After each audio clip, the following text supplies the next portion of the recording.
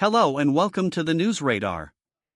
A growing number of countries are formally recognizing a Palestinian state, a move that has sparked sharp international debate.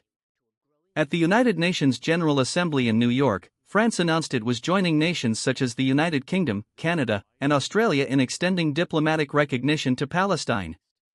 French President Emmanuel Macron described the decision as, quote, an essential step toward peace. Israel, however, reacted with anger, accusing those governments of rewarding terrorism and undermining security. The developments come as the conflict continues on the ground in Gaza. Overnight, Israeli airstrikes lit up the sky, with bombardments lasting until dawn. The aftermath was another grim reminder that, despite high-level diplomacy abroad, violence on the ground shows little sign of easing. Palestinian officials, barred from traveling to New York by Washington, addressed the assembly via video link. They thanked nations that have recognized Palestine and called for broader support, including full UN membership. The question now, how will Israel respond?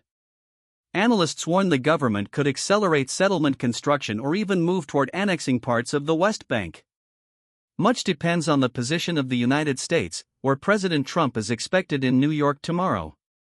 The U.S. delegation boycotted today's conference, signaling strong opposition to unilateral recognition of Palestinian statehood. Israel's ambassador dismissed the recognition efforts as, quote, a charade, arguing that it abandoned hostages still held in Gaza. Israeli officials also criticized Hamas for publicly celebrating the moves, saying this shows recognition only strengthens militant groups. Globally, more than 140 countries have already recognized Palestine over the past decades. But in recent days, around 10 more states have joined the list, including 3 G7 nations, the UK, France, and Canada. Still, European unity remains elusive. Germany has argued that recognition should only come as part of a final peace agreement, while protests in Italy this weekend highlighted public anger at Rome's refusal to follow suit. Meanwhile, in London, the Palestinian flag was raised at what is set to become a full embassy, a symbolic gesture its supporters say reflects shifting international opinion.